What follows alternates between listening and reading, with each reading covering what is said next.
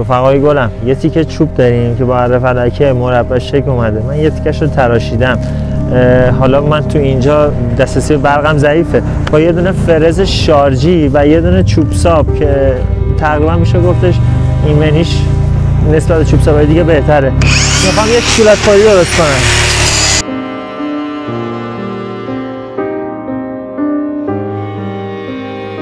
آقا این مینی فرز اون هنوز باتریش هست. من تا به اینجای کار خالی کردم، ابزارم رو عوض میکنم. بعد اینکه این چوب ساب خودمون بود برنده اوتنسی به پایان رسید، میرم سراغ یه چوب ساب کروی. بهتره که این پیش تهش رو بذارید که تو باز و بست کردن راحت باشید. اینم ایمنیش خوبه نسبت به سایر چوب ساب های دیگه. میبینید که تو طبیعت ما با اینجا کشوندیم، یه ذره ریزکاریاشو با این چوب ساب تکمیل میکنم. گوشه های کارشه که تو عمق راحت تر میره و یه روغن خوراکی بزنم و انشالله این شکلات خوری هم آماده شد.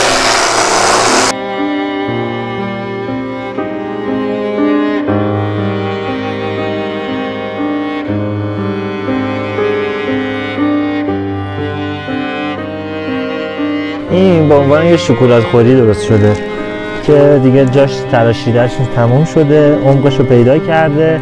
از 2 بنده انگشت شما میتونید مثلا هر چیزی که نیاز دارید، میوه کوچیکی دارید. و بعد مرحله بعدی من یه سنباده پد منعطف انتخاب کردم رو مینی فرز بس بشه.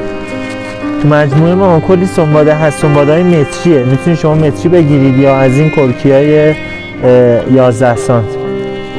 قشنگ فیکسش میکنم و حالا من میبرم، یه سری اضافه میذارم، میبندم روی مینی فرزم.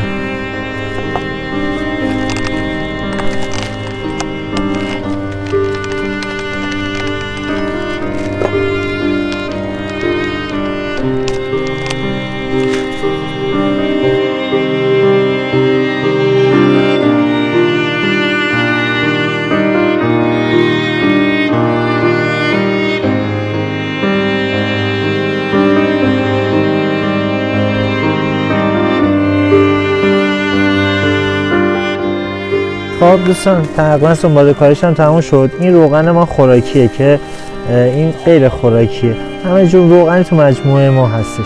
ما سعی میکنیم از این خوراکی که ارگانیکه استفاده کنیم واسه داخل کارمون